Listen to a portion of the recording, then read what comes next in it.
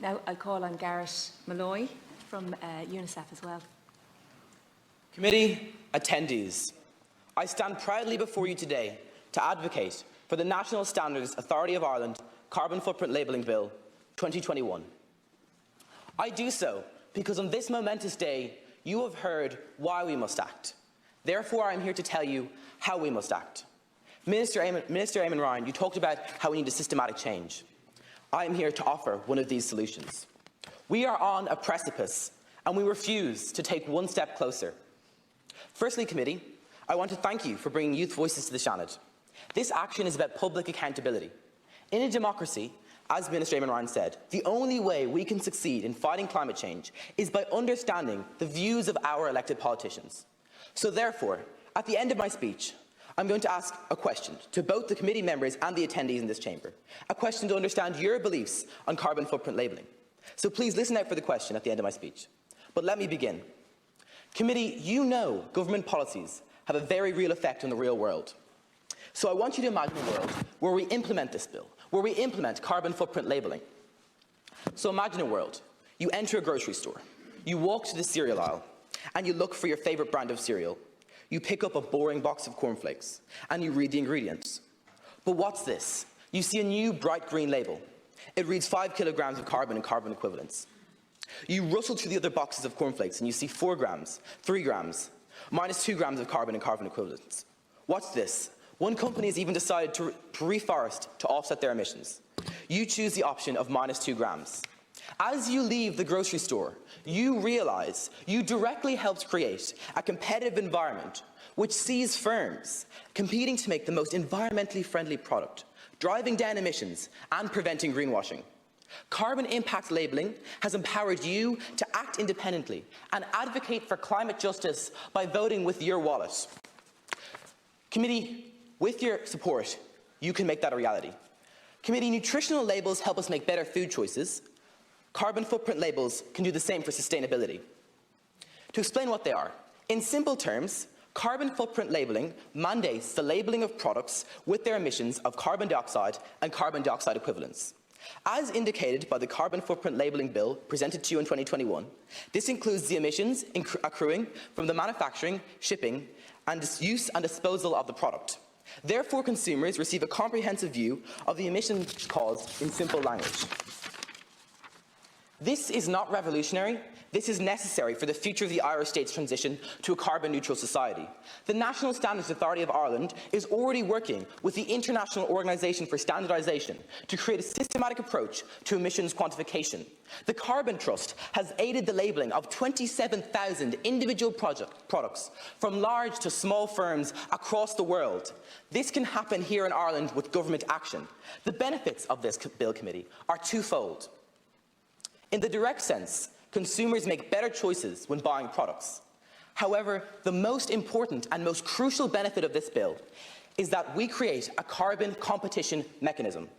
I will now address this bill's role in allowing consumers to make informed choices. What makes carbon emissions a hard problem to tackle is its elusiveness. Its impacts are not acknowledged or felt tangibly in the moment that we create them. The effects of climate change resulting from purchases are not experienced until much later. So therefore, in the sale and purchasing of products, climate change is not at the forefront of consumer minds. We must make the intangibility of climate change tangible by implementing carbon footprint labelling. Secondly, this bill addresses market failures and prevents greenwashing. To create a truly efficient marketplace that produces the best outcomes for society, consumers must have reliable information. Markets have failed to provide the information and metrics necessary for informed consumer decisions on sustainability. This leads to harmful outcomes for society, and we must correct this informational failure through enacting policy. But what has happened while we have failed to correct this informational failure? Firms have abused this informational failure to their advantage, utilising greenwashing. We have seen the greenwashing in claims of partial recyclability, emissions reductions, and even the label of a green product. Carbon footprint labelling holds companies accountable through a simple metric: grams of carbon emissions and carbon equivalents. Finally, and most importantly, incentivising consumers to purchase sustainably by ending the market's informational failures creates one crucial effect: a carbon competition mechanism. So what happens when we implement this bill and consumers develop sustainable consumption habits? They choose products with the lowest carbon footprints. In doing this, they create a system of competition between firms based on emissions reduction. In the market's current state, corporations cannot effectively compete on the basis of sustainability, as greenwashing ensures there is no true metric for comparison. Therefore, consumers cannot differentiate between the product's true environmental impacts and are unable to purchase the most climate-friendly option. When consumers cannot effectively purchase the most climate-friendly option, firms have no incentive to compete with each other on the basis of emissions. Carbon impact labelling creates a system where firms can compete on sustainability through a simple metric, emissions. This competition metric directly incentivises firms to reduce their emissions without forcing the hand of government intervention. Now companies are not incentivised by government grants and mandates, but by increased profits and sales to develop and decarbonise their manufacturing and processes. In conclusion, carbon footprint labelling harnesses our economic system's strength. A carbon competition mechanism creates competition on the basis of emissions reductions, incentivising firms' innovation and firms' independent sustainability actions. I have shown you how this bill ensures 1. Consumers make sustainable decisions, 2. Ends greenwashing, and 3. Creates a carbon competition mechanism to lower emissions. So I will address concerns that have been brought by you, the policymakers, when this bill entered the House. While nutritional labelling, firstly, carbon footprint labelling will cause no more regulatory burden to firms than nutritional labellings. I'm going to discuss the regulatory burden of implementing this policy. While nutritional labels measure components like polysaturates, saturates, sugars and calories, carbon footprint labellings will measure carbon and carbon equivalents. We must acknowledge ensuring nutritional labelling was hard, but to help prevent obesity, it was worth it. Ensuring climate labelling will be less rigorous, with even more of a benefit, helping to end an earth-destroying climate crisis.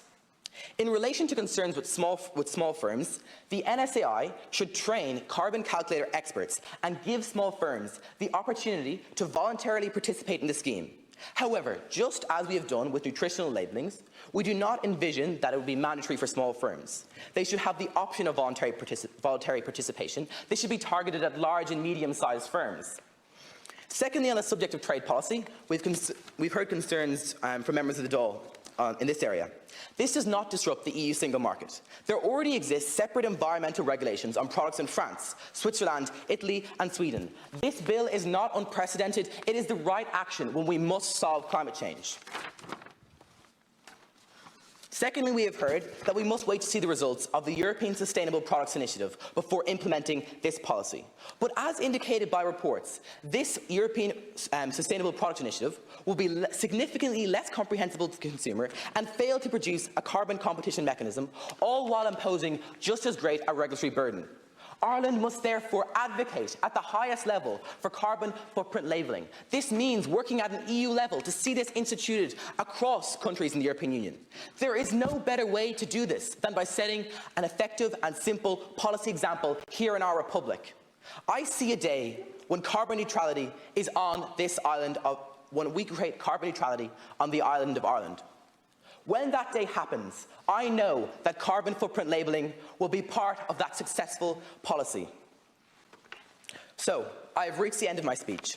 So let me ask you all a question I said I would ask when I began. Committee members and attendees, I'm going to ask you to raise your hands if you believe the policy of carbon footprint labelling should be considered for implementation. Keep your hands raised. Look around. Just look around.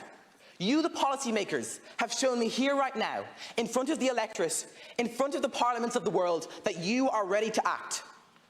You have the power to organise and advocate a cross-party coalition to implement this revolutionary policy. Talk to the implementer of this policy, Deputy Duncan Smith. Work together across party boundaries to implement this. Do not let this policy and the dreams of a carbon-neutral Ireland die in this committee. Do not let us down. Thank you very much.